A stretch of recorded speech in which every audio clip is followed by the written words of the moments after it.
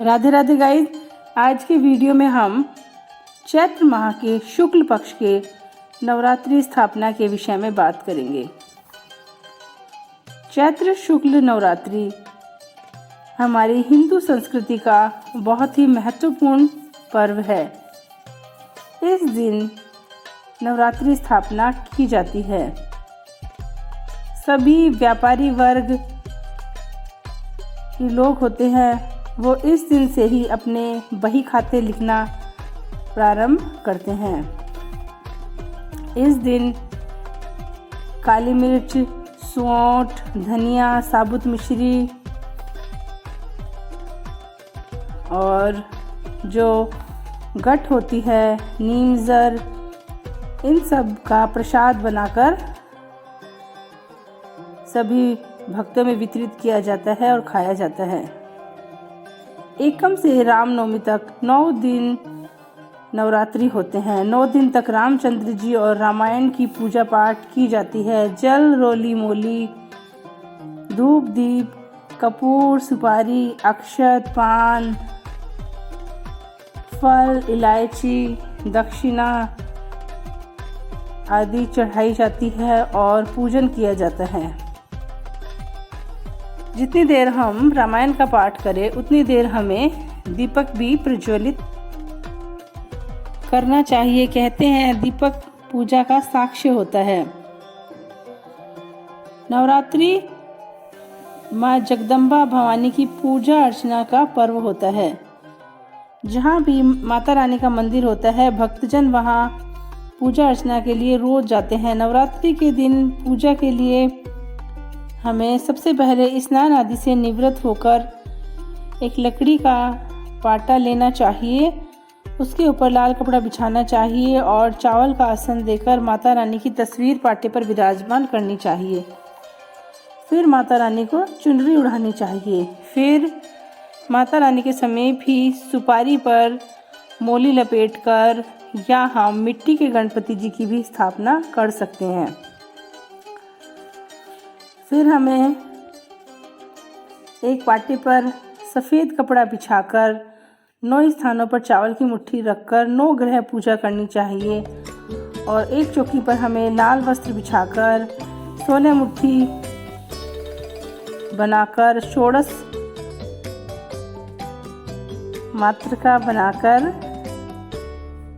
उनका पूजन करना चाहिए। ये हम गेहूं से बनाते हैं। इन सब के निकट हमें एक मिट्टी का कुंडा होता है, वो रखना चाहिए। उसके अंदर हमें मिट्टी डालकर ज्वारे उगाने चाहिए।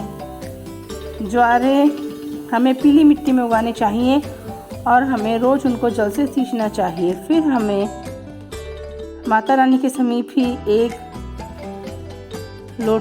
लोटे में शुद्ध जल डालकर उसके चारों तरफ मोली लपेटकर स्वास्तिक लगाना चाहिए। लोटे में हम 5 आम के पत्ते लगाकर उनके मध्य में श्रीफल रखते हैं। इन सब की 9 दिन तक पूजा की जाती है।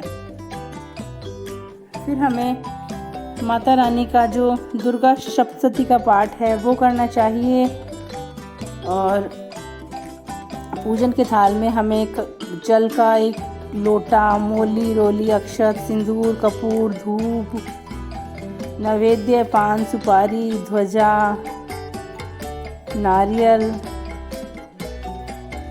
वस्त्र और जो हमने भोग बनाया है और प्रसाद, चरणामृत आदि लेने चाहिए। और जो गोबर होते हैं, उनके उपले होते हैं, उनको हमें जलाकर उस पर घी की धूप डालकर जोत जलानी चाहिए। और जोत जलाने के पश्चात हमें माता रानी को चरणामृत और जो प्रसाद होता है उसका भोग लगाना चाहिए।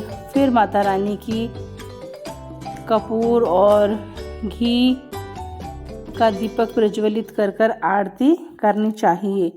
और जैसे ये 9 नवरात्रि पूर्ण होते हैं, हमें 9वें दिन माता रानी की जोत लेकर हलवा, पूरी, चने का प्रसाद बनाना चाहिए।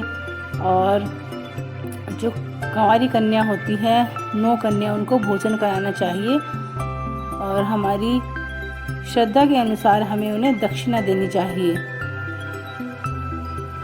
जो कुंवारी कन्या है, सर्वप्रथम हमें उनके पैर धोने चाहिए। वो माता रानी का ही रूप होती है नवरात्रि के अंतिम दिन, इसलिए हमें उनकी पूजा करनी चाहिए। ब्राह्मण को भोजन कराना चाहिए। इसके पश्चात हमें स्वयं भोजन करना चाहिए। नवरात्रि में हम फलाहार की नवरात्रि भी कर सकते हैं और एक टाइम भोजन खाकर भी नवरात्रा कर सकते हैं। नवरात्रि का पूजन कहते हैं बहुत ही शुभ माना जाता है। नवरात्रि में माता रानी की पूजा अर्चना करने से हमारी सभी मनोकामनाएं पूर्ण होती हैं और माता रानी सब भक्तों पर अपनी कृपा दृष्टि बनाए रखती है। नवरात्रि में तो चारों ओर उत्सव सा ही छाया रहता है। माता रानी के मंदिर में सुबह शाम भक्तजनों की बहुत भीड़ होती है। लोग दूर दूर से माता रानी के दर्शन करने आते हैं। Thanks for watching. इसी तरह के वीडियो के लिए मेरे चैनल को लाइक, शेयर और सब्सक्राइब करें।